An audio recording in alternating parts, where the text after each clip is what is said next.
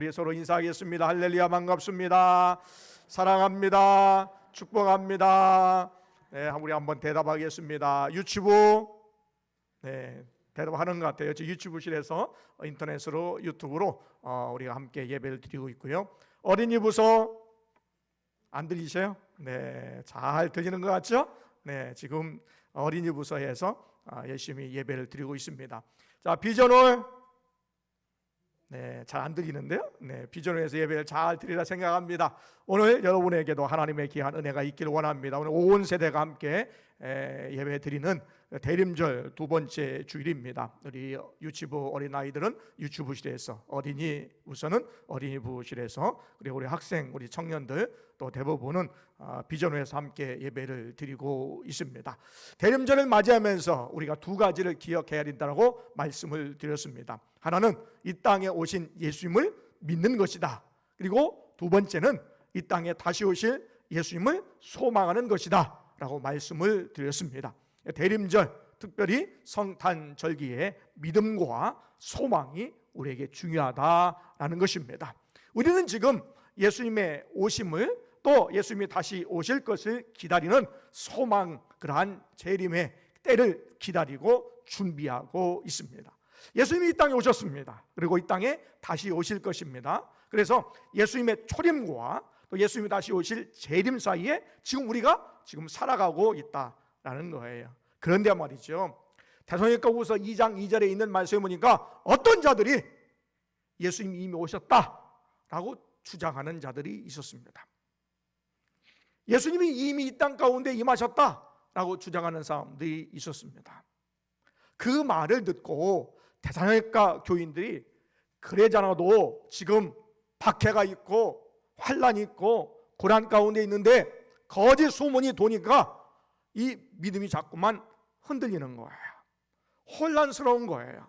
분명히 예수님께서 오실 때는 그 재림의 현상이 있고 재림의 때에 임하심의 그러한 모습들이 있는데, 그렇지 않은데 이미 예수님이 재림했다고 주장하는 사람들이 있으니 이 재림에 대해서 혼란스럽게 된 것이지요. 어떤 사람은 이 재림에 대해서 계시를 받았다라고 하는 사람이 생기게 되었고, 어떤 사람은 예수님이 이 땅에 오셨으니 우리는 일할 필요도 없다, 일도 하지 않으면서 게을리면서 일만 만드는 사람, 문제만 만드는 사람이 생기게 되었다라는 거예요. 그래서 데살로니가 전서를 보낸 사도 바울이 이 재림에 대한 혼란한 그러한 것 때문에, 거짓 가르침 때문에 두세 달 후에 오늘 데살로니가 후서를 보냄으로 말미암아서 재림을 준비하는 성도들이 어떻게 준비해야 될 것인가를 가르쳐 주고 있다라는 것입니다. 데살로니가 성도들은 예수님을 믿은 지 얼마 되지 않았어요. 사도 바울이 3주 동안 한 달 남짓 데살로니가에 가서 복음을 전했는데 그들이 복음을 받아들였다는 거예요. 그래서 믿음의 역사와 사랑의 수고와 소망의 인내를 가졌다라고 평가받을 정도로 오늘 데살로니가 교인들은 믿음이 아주 좋았습니다. 더군다나 오늘 데살로니가 후서에 있는 말씀에 보니까 이 데살로니가 교회 교인들은 환난 중에도 믿음이 자라고 서로 사랑이 풍성해졌다라고 말씀하고 있다는 거죠. 그러니까 환난 중에서도 믿음이 자랐다, 성장했다라는 것입니다. 여러분, 우리가 하나님을 믿고 또 하나님을 믿는 그런 삶의 자세에 어떤 것이 있을까? 우리는 하나님을 사랑하고 믿는다고 했을 때는 하나님을 믿는다라고 하는 수직관계가 굉장히 중요합니다. 그래서 하나님을 사랑한다, 하나님을 믿는다라고 믿음을 얘기할 수 있고요. 그 다음에 수평적인 관계는 사랑의 관계입니다.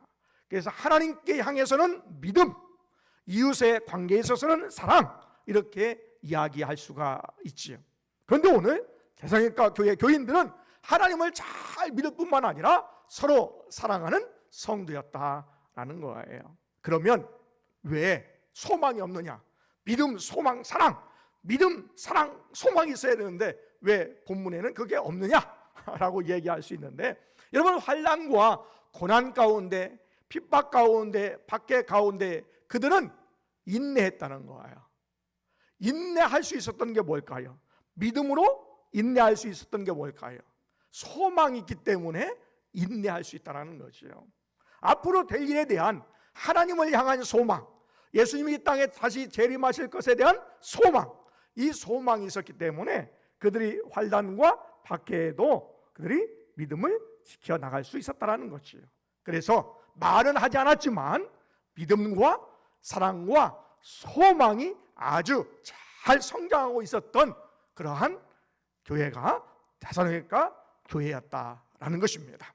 여러분들도 어떠한 상황 가운데 있다 할지라도 여러분 신앙이 잘 성장해 가기를 원합니다. 우리는 믿음의 조상 그러면 누구? 아브라함을 얘기하지요. 아브라함이 창세기 12장 1절에서 3절 4절까지 있는 말씀에 하나님의 약속의 말씀을 받았습니다. 그래서 고향을 떠났습니다. 본토 아비집을 떠나게 되었습니다.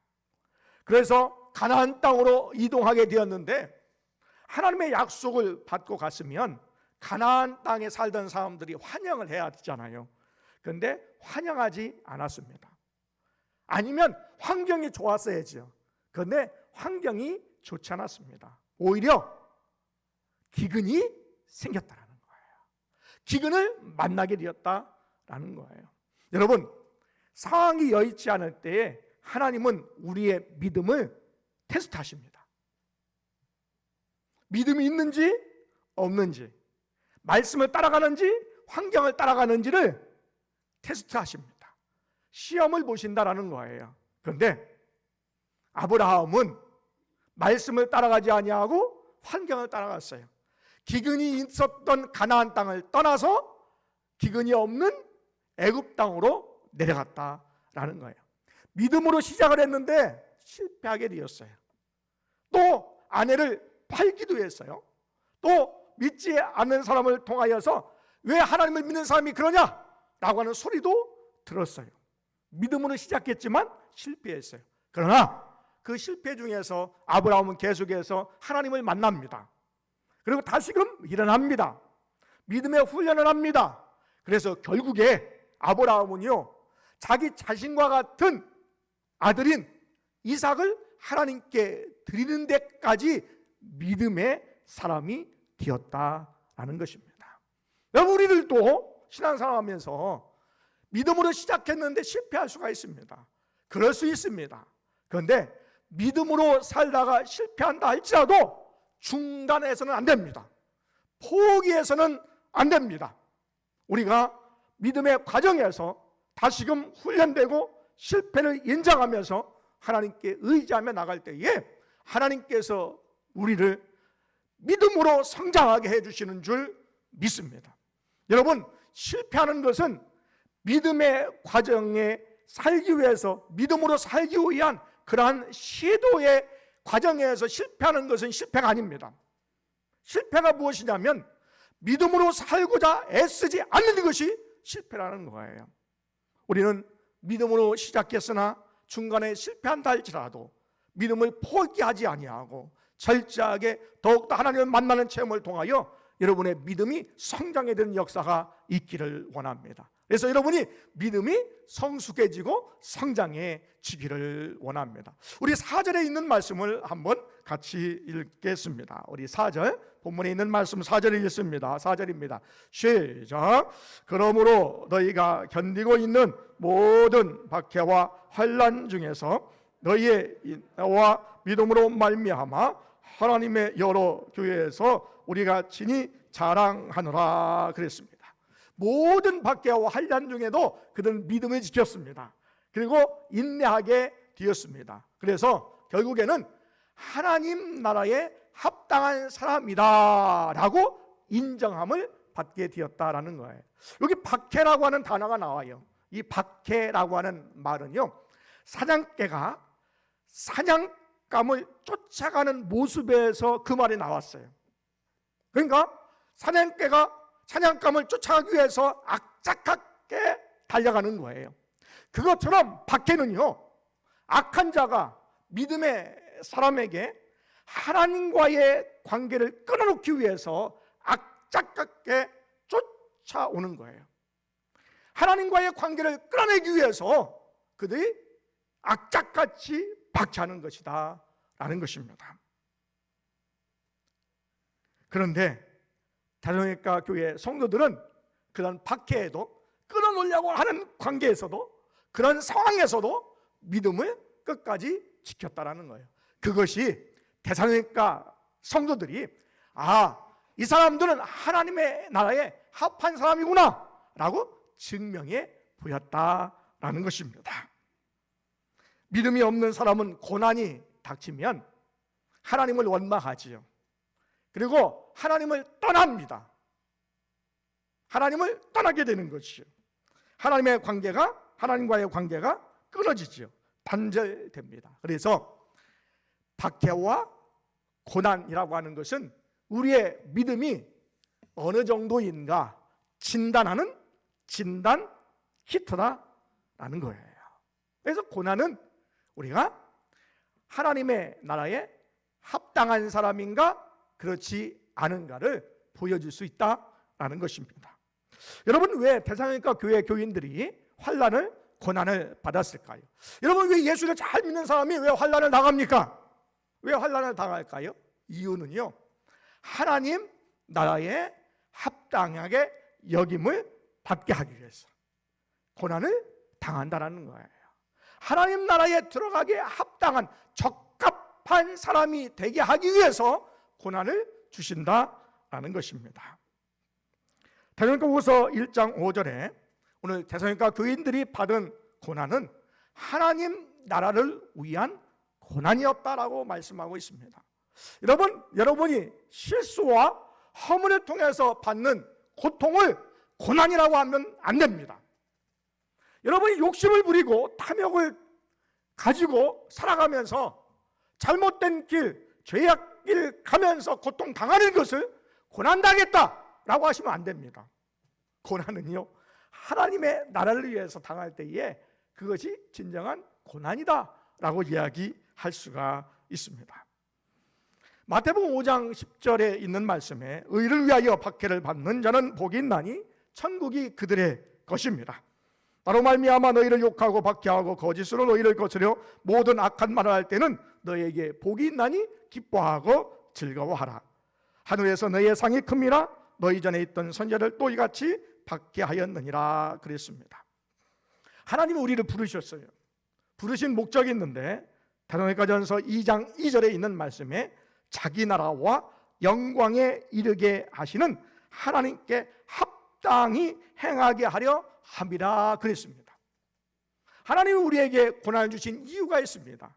고난을 주시는 이유는 하나님 나라에 합당한 자로 여김을 받게 하시기 위해서 우리에게 고난을 주신다라는 것이지요.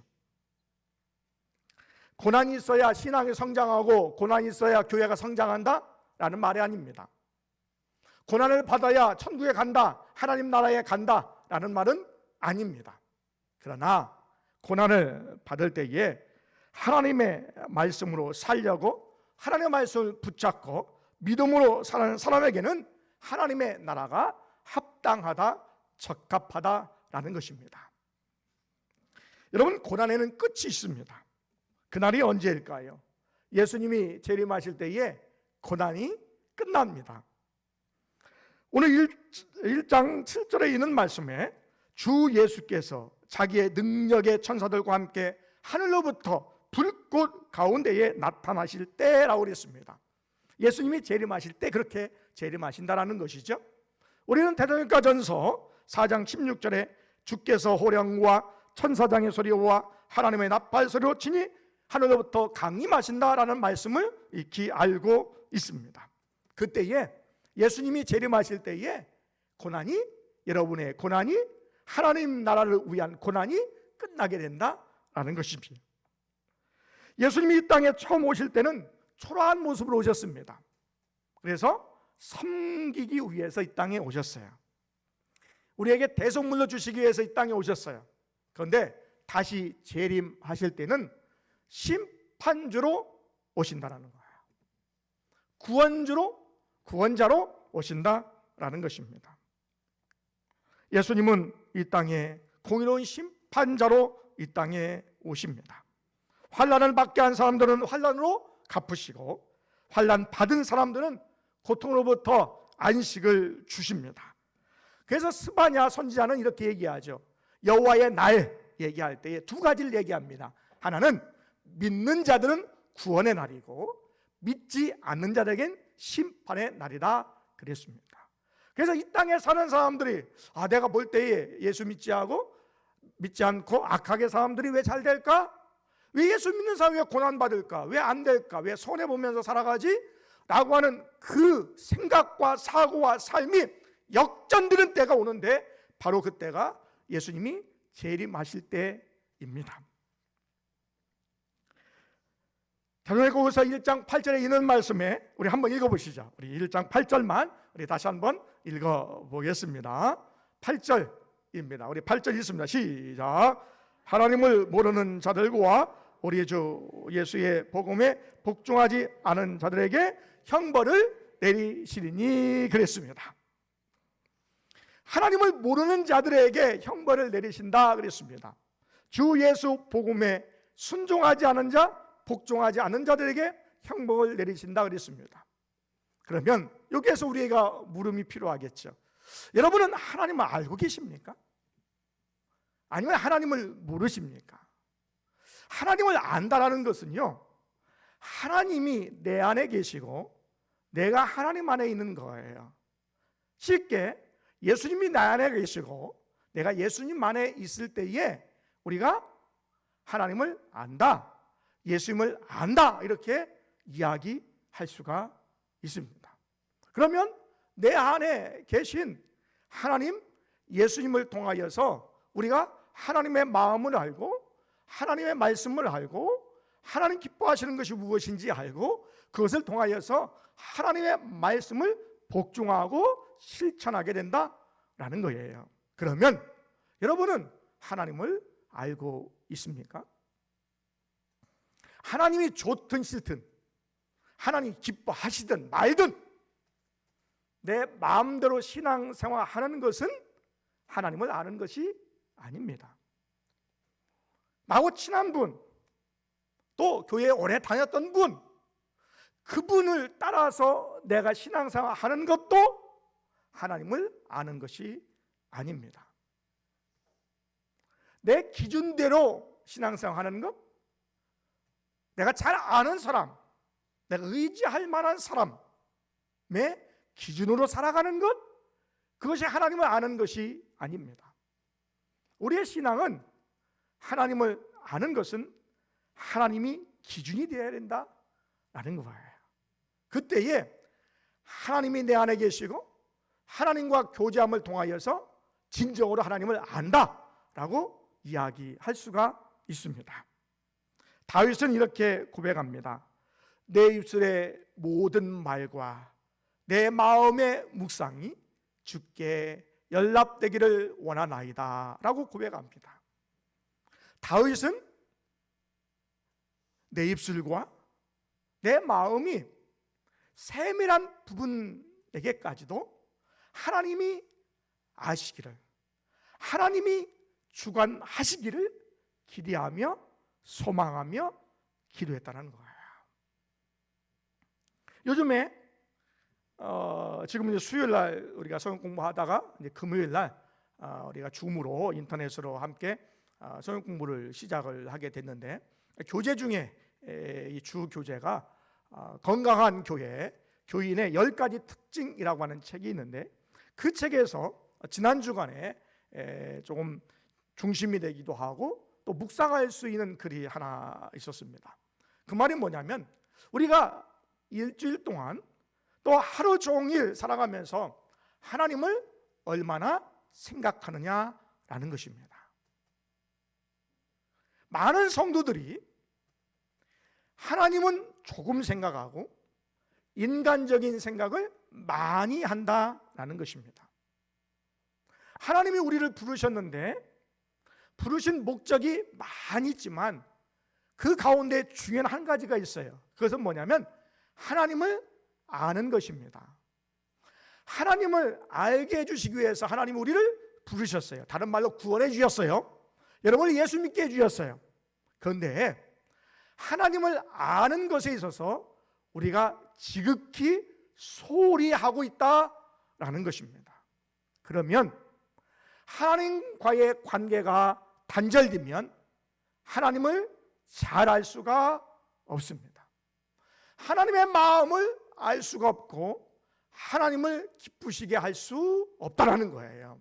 그렇기 때문에 우리는 하루 종일 살아가면서 하나님의 생각, 하나님 원하시는 마음, 하나님이 주신 말씀을 많이 생각함으로 말미암아 우리의 신앙이 성장하고 하나님을 더욱더 알아가는 여러분 되시기를 원합니다.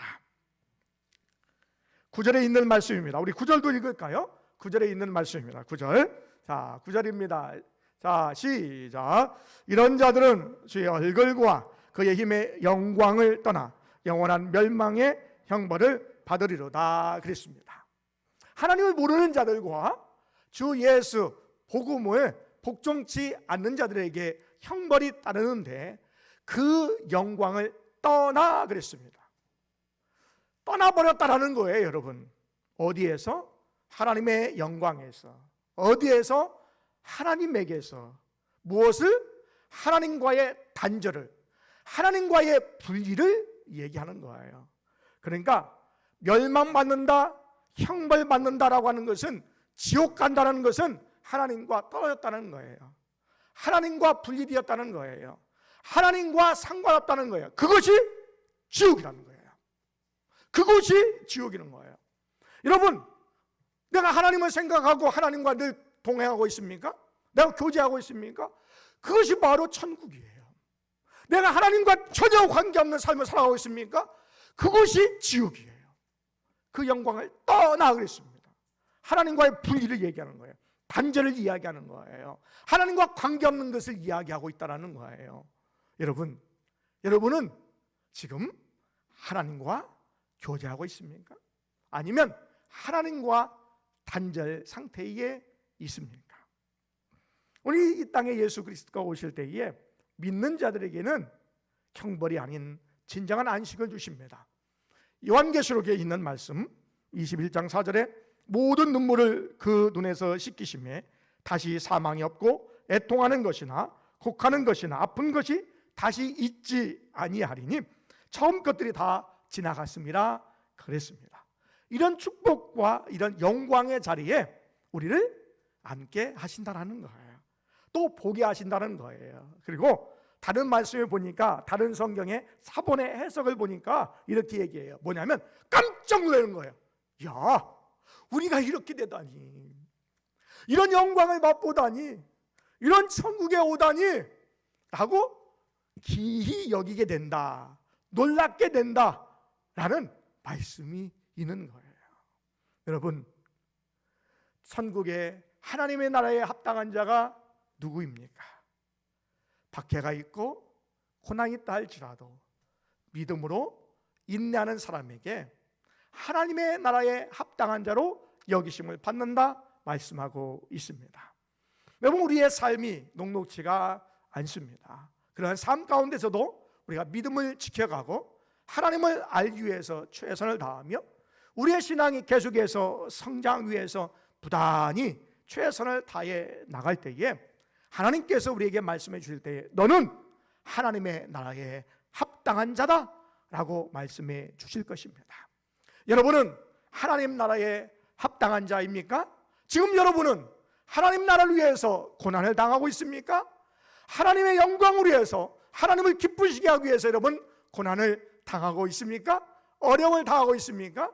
그런 자들이 하나님 나라에 합당한 자입니다. 그러한 사람이 하나님 나라에 합당한 자로 여기심을 받을 것입니다.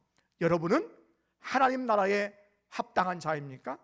여러분은 하나님을 믿습니까? 여러분은 하나님의 나라에 들어갈 수가 있습니까? 바라기는 우리 모두가 하나님 나라에 합당한 자로 여기심을 받는 놀라운 축복이 있기를 원합니다.